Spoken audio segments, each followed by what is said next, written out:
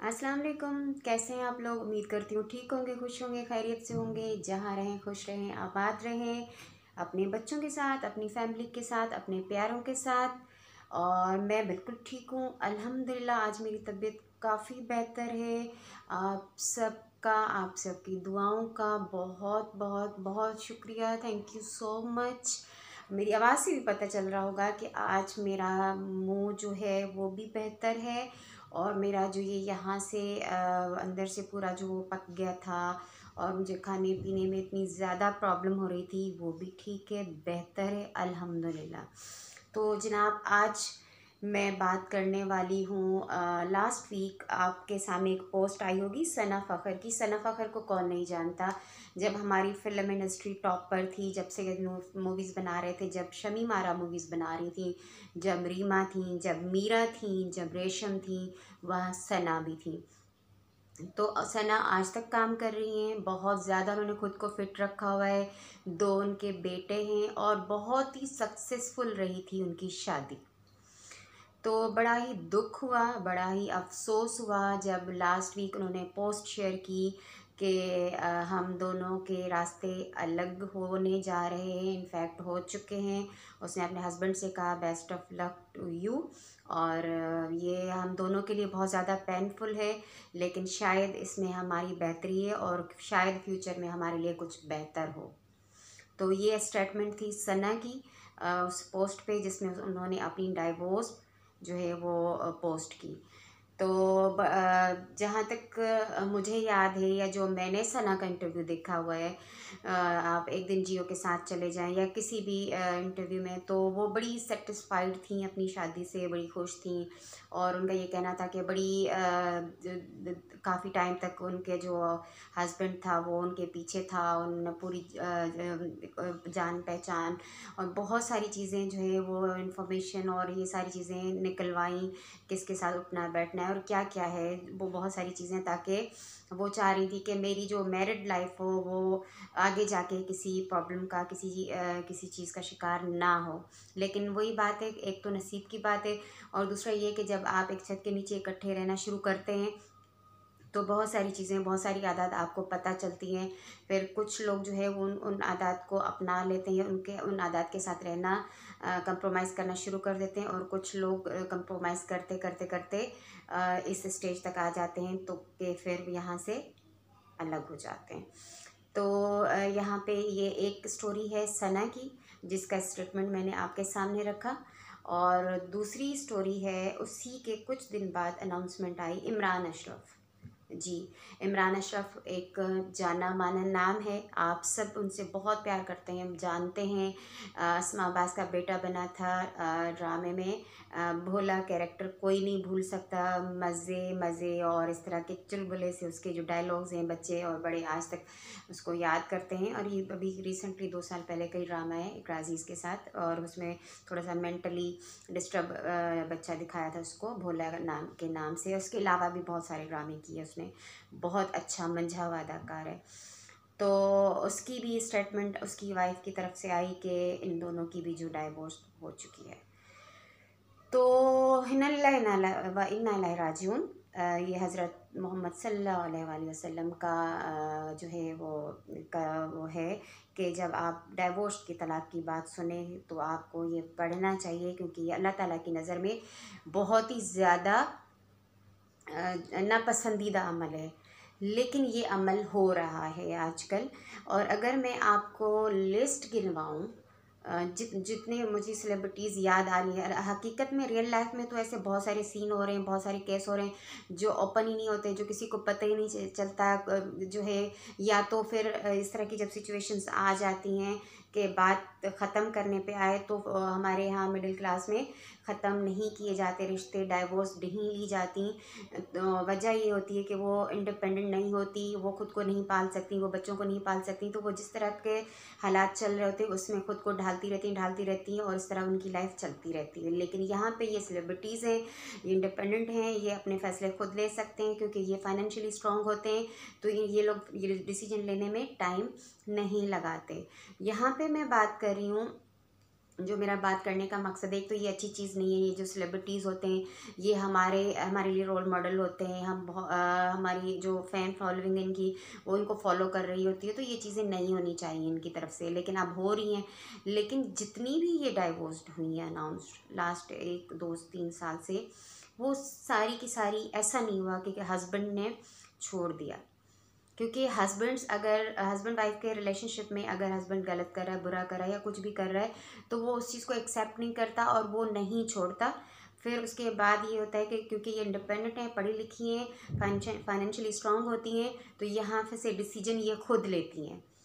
चाहे आप शाइस्ता लोधी को ले लें, चाहे आप नादिया खान को ले लें, चाहे आप सनम बलोच को ले लें, चाहे आप सजल को ले लें, चाहे आप अमीना शेख को ले लें, या चाहे आप जो है अभी फ़ेरोज़ खान की वाइफ जो अलीज़े को ले लें रिसेंटली, और उसके बाद जो है अभी सना है, और देन इमरान अशरफ की वाइफ हैं। इससे पहले मोहसिन अब्बास जो है अभी जो आजकल रीसेंट ड्रामा चल रहा है सियानी में, जो मेन कैरेक्टर है मोहसिन अब्बास, उसके किरण के हस्बैंड बने हुए हैं, इन्होंने भी इनकी वाइफ ने भी डाइवोर्स खुला ली थी।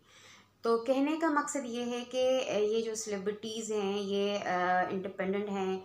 अगेन रिपीट कर रही हूँ कि ये फाइनेंशियली स्ट्रांग होती हैं, तो जब इनको लगता है कि ज़िंदगी नहीं चल पा रही, बहुत ज़्यादा बर्दाश्त किया, सब्र किया, सहा, और अब आगे गाड़ी नहीं चल सकती, तो अपना ये रास्ता अपने आप को साइड पे कर लेती हैं और रिश्ता ख़त्म कर देती हैं और आगे इसको कंटिन्यू नहीं रखती। अभी हम बात करेंगे मिडिल क्लास लड़कियों के ऊपर कि जब उनके ऊपर ये सिचुएशन आती है, जब उनके रिलेशनशिप्स ख़राब होते हैं, तो वो क्या करती हैं। वो कुछ नहीं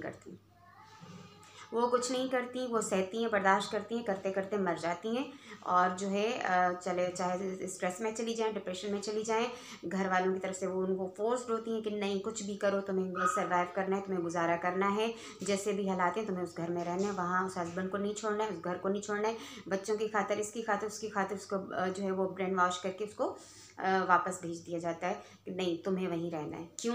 क्योंकि उनको खौफ होता है कि फिर उसको पालना पड़ेगा, इसके बच्चों को पालना पड़ेगा, घर वालों को खौफ होता है। खुद लड़की में ये हिम्मत नहीं होती डाइवोर्स लेने की या खुला लेने की, कि उसको भी ये लगता है कि उसको कौन पालेगा, नंदों के सहारे, भाभीियों के सहारे उसको ज़िंदगी गुजारनी पड़ेगी, माँ बाप पता नहीं कब तक हैं, कब तक नहीं है, और फिर वो शादी के बाद तो माँ बाप का घर वैसे भी माँ बाप अपना नहीं रहता, पराया हो जाता है, तो वो कोई डिसीजन नहीं ले पाती, और वो उसी इन्वायरमेंट में, उसी सिस्टम में, उसी अब्यूसिव माहौल में, उसी एक ही हस्बैंड के साथ जो है वो अपनी ज़िंदगी को कंटिन्यू करती हैं, क्योंकि उनके पास ऑप्शन नहीं होता, क्योंकि उनके पास एजुकेशन नहीं होती है इतनी, उनके पास कोई हुनर नहीं होता, और वो डिसीजन नहीं ले पाती हैं।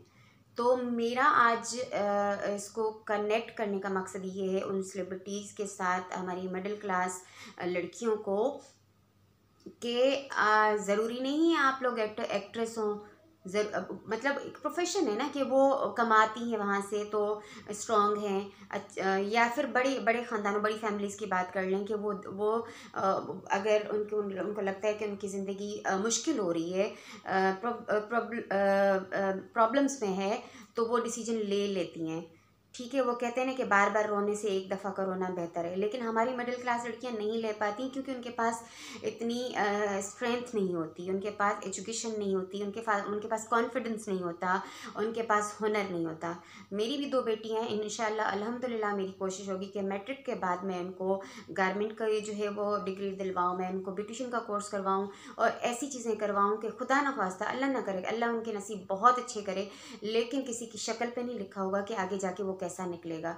तो फिर ये हो कि अगर खुदा न खास्ता कोई बंदा ठीक नहीं निकलता, उनकी आपस में नहीं निभती, तो उस बच्ची के पास ऑप्शन हो कि वो अपना ब्यूटिशियन चला सके, अपनी गारमेंट चला सके, कुछ ना कुछ ऐसा कर सके, ताकि वो जो टॉर्चर वाला, वो जो एक मेंटली डिस्टर्ब करने वाला एक एनवायरनमेंट बना हुआ है उसके हस्बैंड की तरफ से, वो उससे निकल के अपने पैरों पे खड़ी हो सके और अपनी ज़िंदगी और अपने मामलात को आसानी से ईज़िली चला सके।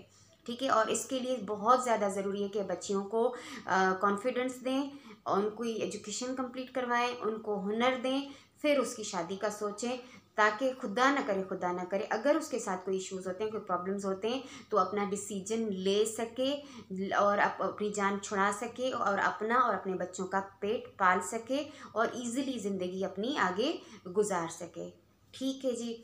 और ये है कि अफसोस तो है बिल्कुल, ये चीज़ अच्छी नहीं है, डाइवोर्स नहीं होनी चाहिए, तलाक नहीं होनी चाहिए, लेकिन कहीं कहीं लाइफ में कंडीशन सिचुएशन ऐसी बन जाती है कि फिर दोनों पार्टीज़ का इकट्ठे एक छत के नीचे रहना मुश्किल हो जाता है। बहुत ज़्यादा प्रॉब्लम्स हो जाती हैं, तो फिर जाहिर सी बात है, कभी लड़के की साइड से होता है, कभी लड़की की साइड से होता है, तो सेपरेशन या तलाक या डाइवोर्स हो जाती है। तो आज का टॉपिक यही था कि अपनी बच्चियों का ख्याल रखें, उनको कॉन्फिडेंस दें, उनकी एजुकेशन कंप्लीट करवाएं और उनको आने वाले वक्त से ज़रूर आगाह करें कि आने वाले हालात, आने वाले वक्त में कुछ भी हो सकता है, कुछ नहीं पता। इस पल हम यहाँ हैं तो अगले पल हम कहाँ होंगे, और जो है ज़िंदगी बहुत अच्छे से बहुत बुरी भी हो सकती है, बहुत बुरी से बहुत अच्छी भी हो सकती है। तो इस तरह उनको कोई हुनर दें, उनको ट्रेनिंग्स दें और उनको सिखाएं, ताकि वो आगे अगर खुदा न खास्ता उनकी ज़िंदगी में इस तरह की सिचुएशंस आती हैं, इस तरह की प्रॉब्लम्स आती हैं, तो अपना वो टाइमली डिसीजन ले सकें और अपनी उस अज़ियत से निकल सकें, और उनको ये टेंशन ना हो कि अगर वहाँ से जान छुड़ाएंगी, वहाँ से अगर वो अपना रिलेशनशिप ख़त्म करती हैं तो वो जाएंगी कहाँ, भाई के घर, बाप के घर, बहन के घर, या खुद अकेले जॉब करेंगी, अपना बिजनेस करेंगी और अपना पेट पालेंगी और अपने बच्चों का पेट पालेंगी। ठीक है जनाब, आज के लिए इतना है। अपना और अपने इर्द गिर्द रहने वालों का ढेर सारा ख्याल रखिएगा। चैनल सब्सक्राइब नहीं किया तो ज़रूर कीजिएगा, वीडियो पसंद आए तो लाइक कीजिएगा, दुआओं में याद रखिएगा। Thank you so much. अल्लाह हाफिज़।